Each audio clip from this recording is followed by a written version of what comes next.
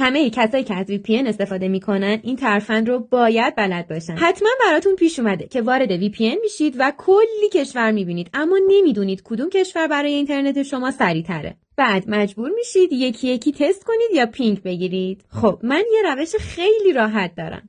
اول وارد تنظیمات برنامه میشم. اگه زبان روی فارسیه روی انگلیسی میذارمش. بعد میرم بخش سابسکریپشن. اینجا گزینه اوتو آپدیت رو روشن میکنم. بعد آپدیت آن اوپن و پینگ آن اوپن رو هم فعال میکنم. کمی پایین‌تر میام و گزینه کلاب سابسکریپشن رو خاموش میکنم. بعد توی بخش سرور لیست گزینه سورت بای پینگ رو انتخاب میکنم. حالا برمیگردم و وارد بخش پینگ میشم. پینگ ریزالت رو از روی حالت تایپ روی آیکون میذاریم. کار تمومه. برنامه رو کامل میبندم. از این به بعد هر بار که برنامه رو باز میکنم خودش لیست سرورها رو آپدیت میکنه، همه کشورها رو با اینترنت فعلی من بررسی میکنه و سریع‌ترین گزینه‌ها رو بالای لیست میاره. مثلا برای من اول سوئد میاد و همون بس میشم و وقتی وارد یوتیوب میشم میبینم که ویدیوها رو توی ثانیه باز میکنه. بفرست برای دوستت که همیشه گیر VPNه.